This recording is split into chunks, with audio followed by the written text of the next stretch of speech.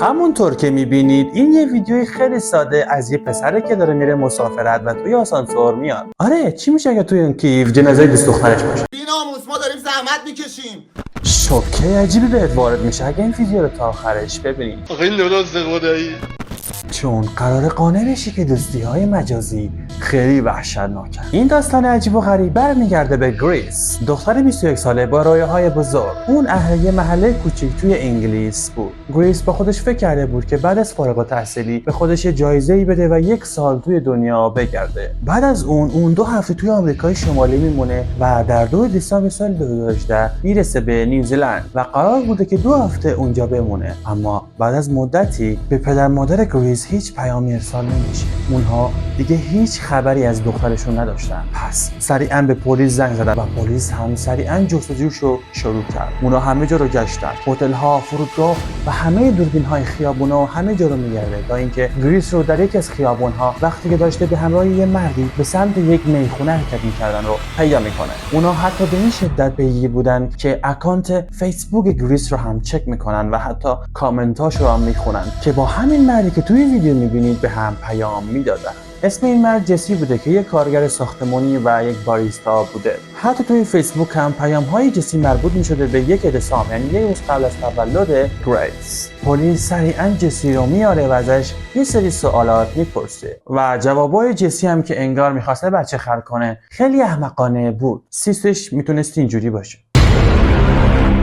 خب داشتی میگفتی بگو اون شب داشتین کجا میرفتین؟ بهتون که گفتم پلیسای احمق، ما فقط رفتیم یه نوشیدنی خوردیم و بعد از اون رفتیم ساعت 10 خونه هامون. اوه چقدر من ناقلام و شما پلیسا خرین. برات آرزوی سلامتی میکنم که زنده بمونی. پلیسای داستان ما باهوش‌تر از این حرفا بودن. اونها همه تاکسی ها و اتوبوس هایی که این دوتا سوار شده بودن رو چک کردن و حتی یه سری ویدیو در آوردن که انگار این دوتا حتی صبح روز 1 دسامبر و شبش رو با هم توی آسانسور و جلوی هتل دیده شده بودن. و پلیس به این نتیجه برسه که این جسی در سرویس گریس ما رو کشته. اما قبل از اون اگر میخوای زندگی یک پسر عینکی که کلاگیس میپوشه رو نجات بدی سابسکرایب کن. نه آقا شوخی من کلاگیس ندارم، واقعیه.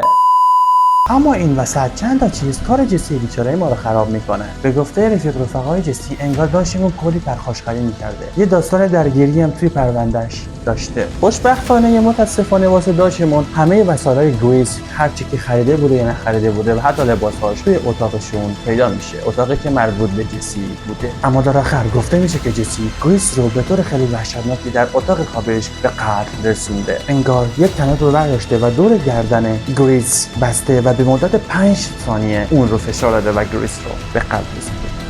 بعد از اون هم گفته میشه میره یک کیف و یک بیل میخره و اون رو به وسیله اون ساعت از آپارتمان خارج میکنه و به دوردست میبره و با بیلش یک گودال میکنه و گریس داستان ما رو خاک میکنه.